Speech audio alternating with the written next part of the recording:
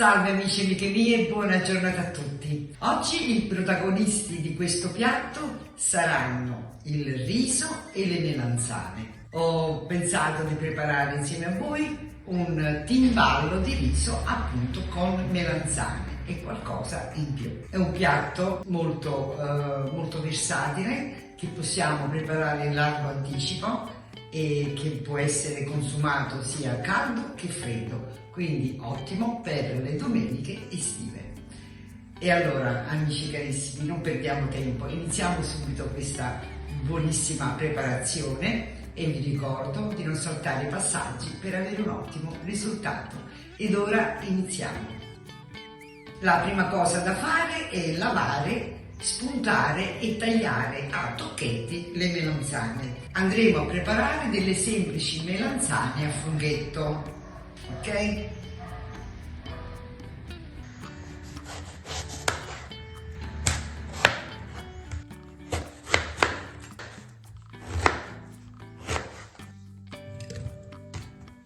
Le melanzane sono state tutte tagliate ed ora passiamo alla cottura, naturalmente fritte. Ho portato l'olio a temperatura ed ora cuociamo le melanzane.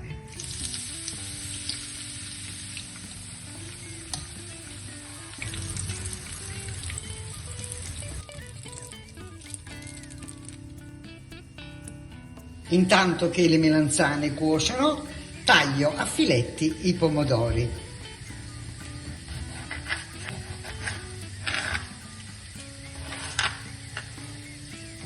Nella padella metto un giro d'olio, non troppo, mi raccomando. Aggiungo uno spicchietto d'aglio tagliato a metà, profumo l'olio e faccio imbiondire leggermente l'aglio. Non lo fate bruciare, mi raccomando, Benissimo. E a questo punto aggiungo i pomodori.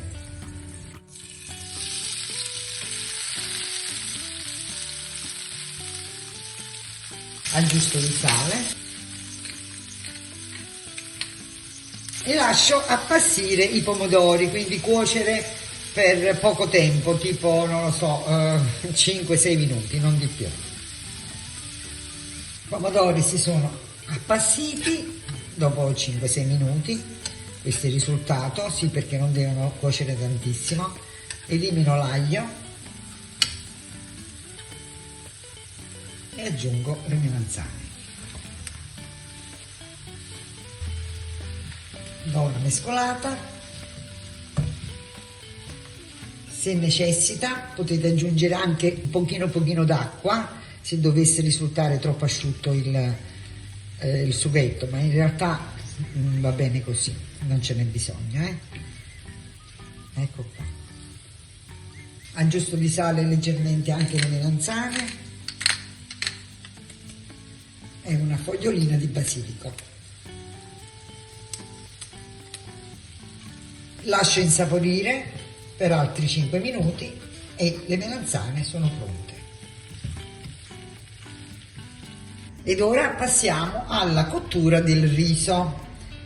In una casseruola che ho fatto riscaldare metto un giro d'olio, lo faccio leggermente riscaldare e aggiungo il riso e facciamo tostare il riso per bene, come un semplice risotto. Però come vedete non ho aggiunto cipolla perché in questa preparazione la cipolla non va. Facciamo tostare bene il riso, almeno 2-3 minuti.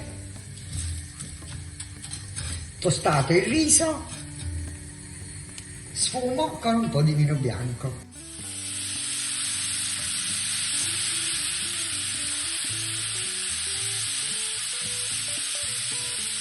Sfumato il vino, aggiungo del brodo vegetale, un po' alla volta.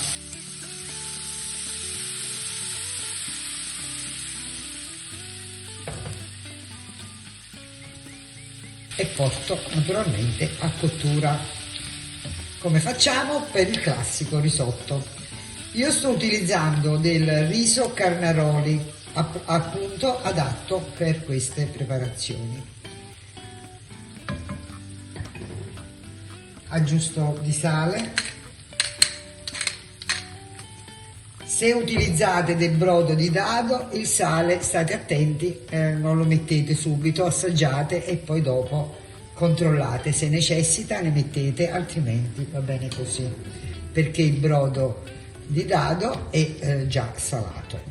Quindi io sto utilizzando del brodo vegetale, quindi l'ho preparato io e non ho aggiunto sale. Benissimo. Portiamo a cottura il nostro riso, aggiungendo un po' alla volta sempre il brodo, o se non avete il brodo anche l'acqua va bene. Il riso è giunto al termine, manca solo un minuto alla cottura finale. Adesso a questo punto io aggiungo un pizzico di polvere di zafferano. Questa serve per colorare il riso. Diamo un po' di colore, no? Ecco qua. A questo punto spengo la fiamma e manteco con un pezzettino di burro e del parmigiano.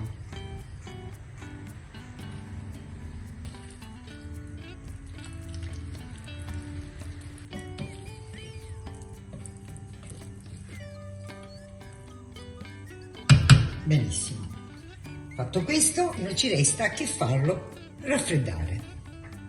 Benissimo, a questo punto abbiamo tutti gli ingredienti per assemblare il timballo. Ho imburrato e spolverizzato con del pangrattato uno stampo da 23 cm di diametro a forma di ciambella. E adesso iniziamo l'ultima preparazione. Versiamo il riso nello stampo e iniziamo a pressare il riso rivestendo tutto lo stampo.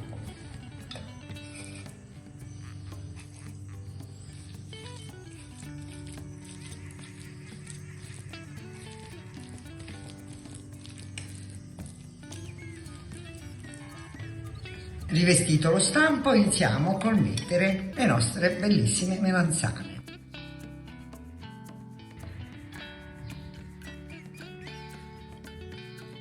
Alle melanzane aggiungiamo della provola affumicata.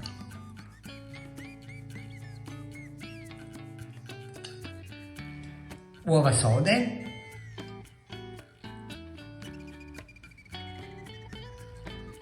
Del parmigiano. E un pizzico di pepe, questo è facoltativo.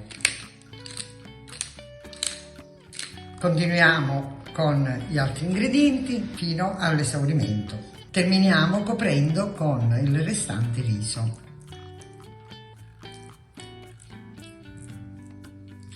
Spolverizziamo la superficie con del pangrattato.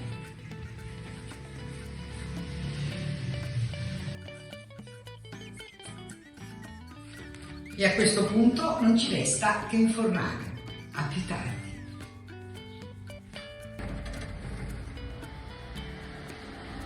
Il timballo è uscito dal forno, l'ho infornato a 185 gradi per 30 minuti, forno ventilato. Se avete il forno statico aumentate qualche grado la temperatura e poi, come dico sempre, ognuno conosce il proprio forno.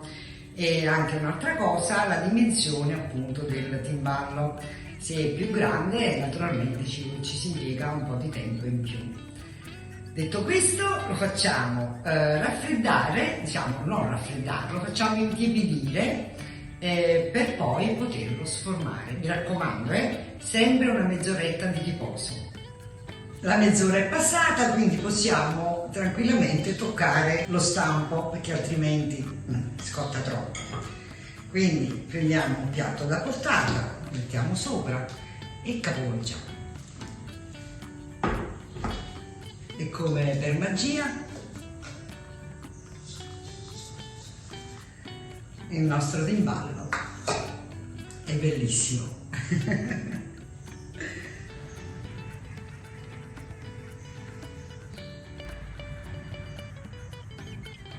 Che dire, non ci resta che assaggiare e gustare la bontà di questo timballetto.